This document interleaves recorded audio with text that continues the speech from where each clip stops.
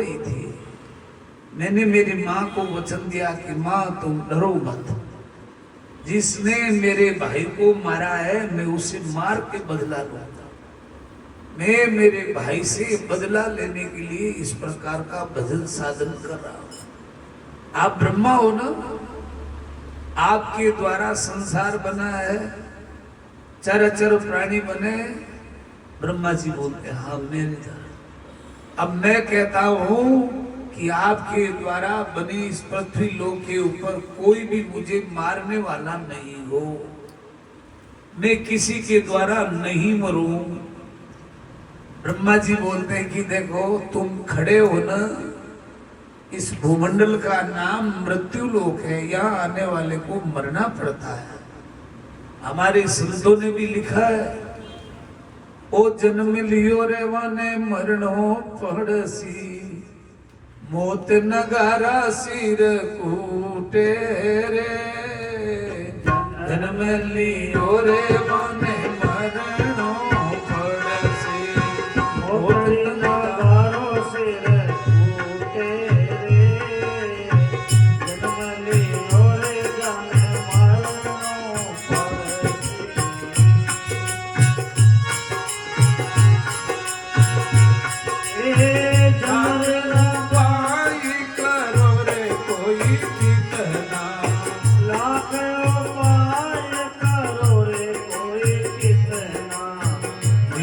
भजन नहीं छूटे रे, बिना भजन नहीं छूटे रे।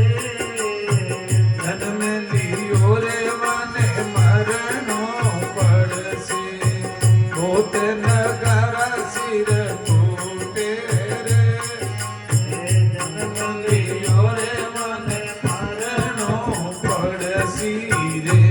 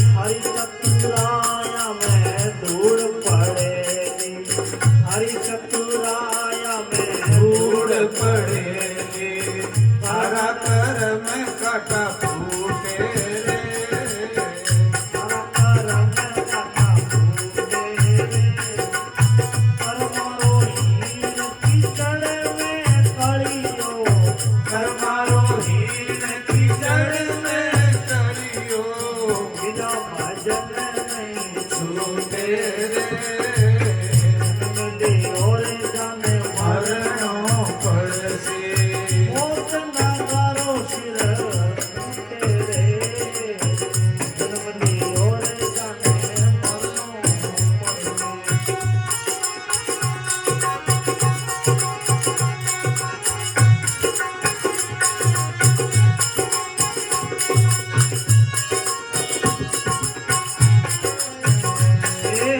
राम सुमर ले सुख रत कर ले, राम सुमर ले सुख रत कर ले, मोह बंधन सारा छूटे रे, मोह बंधन सारा छूटे रे, कहत कबीर सुख चावर जीव तुम, कहत कबीर सुख चाहे जीव तू, राम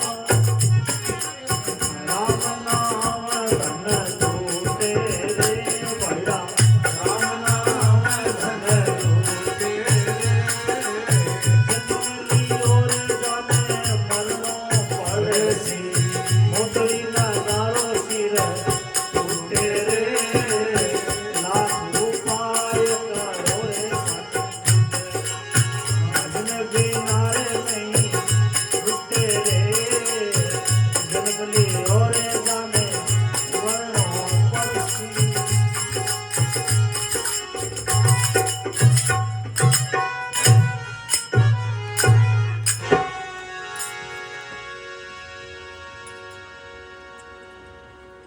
ब्रह्मा जी ने कहा हिरण्याकशिपु जी आप जिस लोक में खड़े हो इस लोक का नाम मृत्यु लोक है, यहाँ आया है उसको मरना तो पड़ेगा। अब आपको किस किस से डर लग रहा है वो आप जानो और आपका काम जानो। क्या वरदान मांगना चाहते मांग लो। सबसे पहले वरदान मांगता है कि महाराज आपके द्वारा रचित संसार के अंदर मुझे कोई नहीं मारे कि ना, कोई नहीं मारे ये मैं नहीं कह सकता। इस लोक का नाम भी मृत्यु लोक है, मरना तो पड़ेगा। किससे डर लग रहा वो बताओ। तो हिरण्याकशिपु जी बोलते हैं कि महाराज 12 महीने में चैत वैशाख जेठ अषाढ़ साउन भादव आश्विन कार्तिक मिंस पौष माह फाल्गुन 12 महीनों में नहीं मरो तथास्तु नहीं मरेगा। मैं घर में भी नहीं मरूं बाहर भी नहीं मरूंगी, नहीं मरेगा। मैं अस्त्र से भी ना मरूं शस्त्र से भी नहीं मरूंगी, नहीं मरेगा। मैं सूखे से भी ना मरूं गीले से भी नहीं मरूंगी, नहीं मरूंगा। मैं जमीन पर भी ना मरूं आकाश में भी ना मरूंगी, नहीं मरेगा। मैं नर से भी नहीं मरूं नारायण से भी नहीं मरूंगी, नहीं मरेगा। दिन में भी नहीं मरूं रात में भी नहीं मरूंगी, नहीं मरेगा।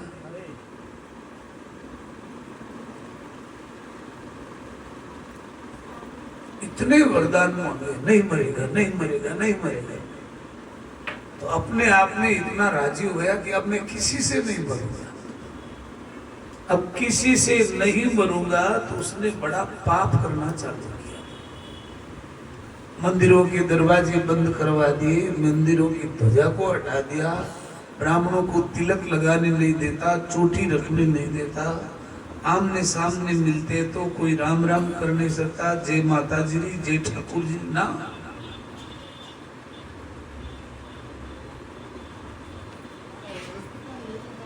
उसका बेटा भगवान का नाम जप करता है।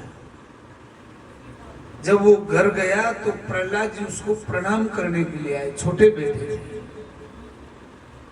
प्रहलाद जी ने प्रणाम किया तो बाप इतना राजी हुआ अपने इस बाहों में भर करके उसको अपने छाती से चिपकाया, बड़ा लाड प्यार किया। और लाड प्यार में बोलता है कि अरे आप क्या पढ़ते हो? जो पढ़ाया जाता है वही बताया जाता है।